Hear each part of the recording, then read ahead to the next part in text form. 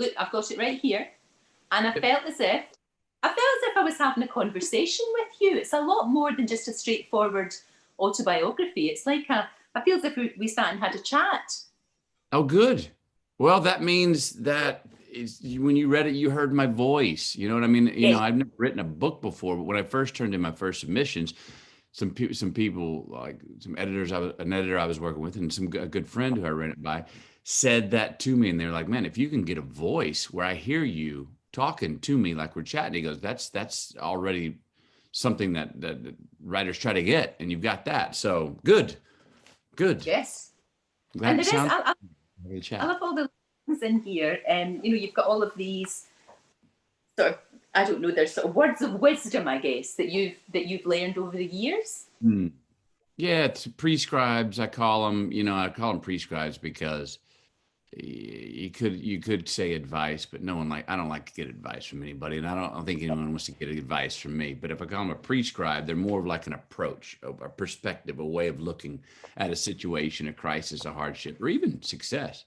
And it's what I really had a lot of fun with the book doing is where I place those. Because I would put, you know, I tell a story. There's the narrative backbone of the stories that I tell, and then I'll sort of intersect these little post-its of prescribes or a point, and they're usually about how I looked at the story you just came out of, or they jettison you into the story I'm about to take you into, just so there are little perspective changes before coming out of stories and into stories. And doing that art direction and placing those, collaging those through the book was a lot of fun.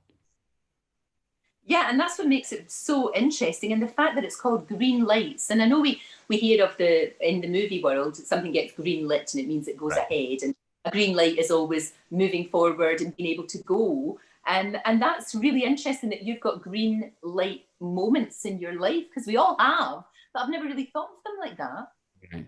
You know, it's just I've got I'm had fun in my life coming up with like titles for albums or song titles, and I kind of think lyrically. And Greenlights came up, and I was like, oh, you know what? That's a theme going through my life, and I think it's a theme worth sharing. That it kind of goes through others' lives. In that, just in the simple symbol of the traffic light, we have red lights in our life. If my father died, that's a red light. Someone gets sick, it's a yellow light. We don't get what we want. We have a hard time getting it. That's a yellow light. So how do we turn them green? Via our choices. Sometimes we get lucky.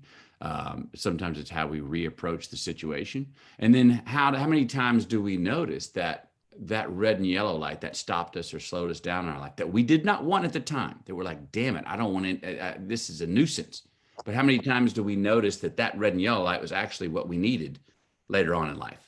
That actually there was a lesson to be learned. Or oh, if if very literally, if I wouldn't have hit that red light, I would have gotten to my destination 40 seconds sooner and maybe not run into my who is now my wife. You know, I mean, you can very literally take them back to timing. And then how do we tee ourselves up for little simple green lights, all the way down to the mundane ones, like putting coffee in your coffee filter the night before, so you can get up in the morning and go boop and just start it. You know. I know it's all those what if moments. You talk very movingly in the book about your dad, and I think Mhm. that anybody who experienced any kind of loss will really relate to that. It's very candid. You know, you really do talk about it in a way that really hits home. Oh, good. I mean, I found in writing this, the more personal I got, the more relatable the book became. Which at first it seemed odd to me, but then now after I did, I was like, oh, well, that happens in most art. That happens in I know when I do my best acting, the more personal I make the role, the more relatable it is to more people. In an odd way, that's how it works. So I did get very personal about my dad. No one will have the exact same experience that I had or the same situation, but I think anyone who's lost a loved one, lost a dad, in those stories that I tell are going to be able to see, yes, I felt similar at this time.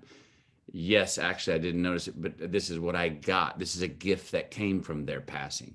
Or no, I do not notice any gift in their passing. I'm still in pain. Well, that's fine too. Maybe you'll find out what that lesson was you were supposed to learn later on. We all find it in our own time. No, we do, and your mum's a real character as well. Your mum, She's kind you've of just she's got to kind of the hero of the show in let a her lot of ways. wants to do. She can just do what she wants to do and it's fine. I think that's the best idea. She's got, I mean, look, she's got it down. I'll tell you a funny one. So I asked her, she's 88 now. She's with us. Not because she has to be, just because we're being safe with COVID and quarantine. So I asked her 2 years ago, and this is not in the book, but I said to her, I said, Mom, nobody forgives themselves quicker than you. I go, you forgive yourself quicker than anybody. It's amazing. It's a trick, magic trick I do. She's like, yeah. I go, do you have anything, like when you go to bed at night, do you have anything that you ever regret or think that you could have done better that day? Etc. She goes, oh, honey, every night I make a mental list. And it's usually 20, 25 items long of things I could have done better, things I regret, things that I know I need to work on. She goes, but the thing is, honey, when I wake up in the morning, I forgot them all. That's her. No stress. That's the way we should all live our lives, don't you think? I mean, goodness me, especially now.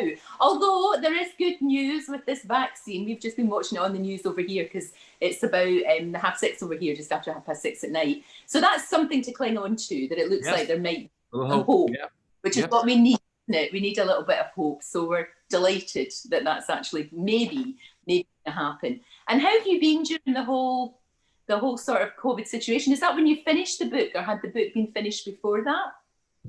The writing of the book, like the 52 days that I went away solo to write the book, that was all before COVID. Right. I was in the middle of editing the book when COVID came along, and continued editing through that time. I mean, look, we're doing relatively well. My pantry's full, though. You know, I don't have to work today to pay my rent tomorrow like a lot of people out there do. We're able to bring my mom to live with us.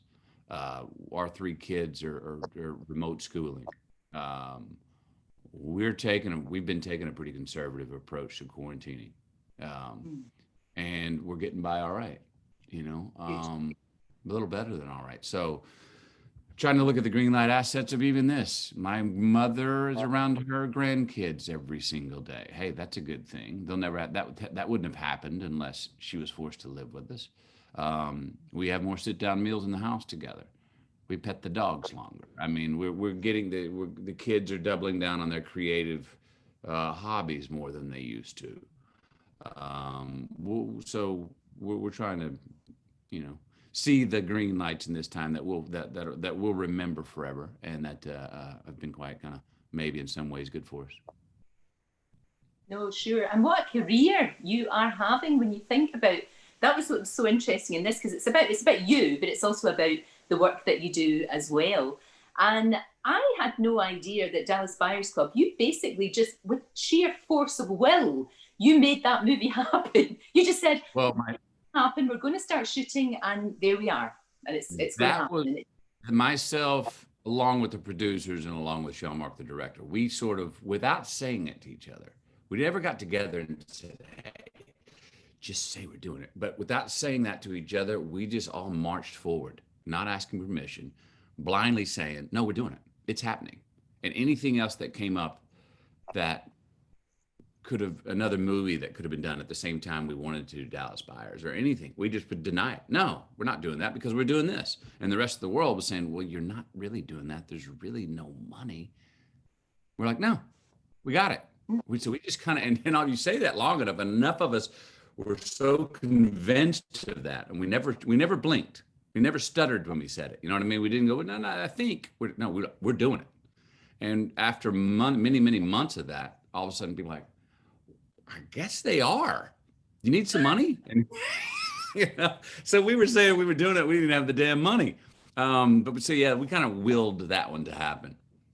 You sure did. And it was a cracking film. And all of the time that you were doing that, you were losing weight. I mean, you looked like him. You really did look like him. And you really got into that part. And of course, I would say it's one of your best films, if maybe not the best. What do you think?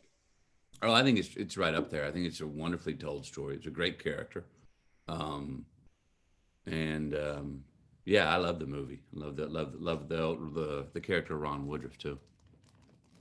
Very interesting. I just watched The Gentleman again a couple of nights ago. It's a really fun film, isn't it? It really is. My daughter had seen it, and she said, "Oh, Mum, you've got to watch this. You've really got to watch this." And it was so different. But that's the thing about you. You can't, which is good. You know, you can't pigeonhole you. Like one minute you're an astronaut, and then you're something else, and then here you're this very, very odd character, but so charismatic and so interesting. And that you didn't quite know what way that movie was going to work out, did we? No, I don't know if I knew how quite that movie was going to work out when I was making it. But that's part of the fun of working with Guy Ritchie too. Yeah, you know, you're yeah. on the day. You better be agile.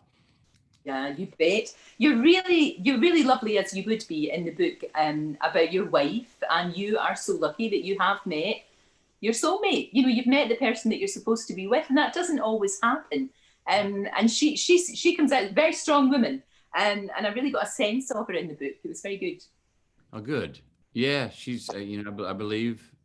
You know, that's who she is to me, and you know, we've been together now a little over 15 years. We've got 3 children.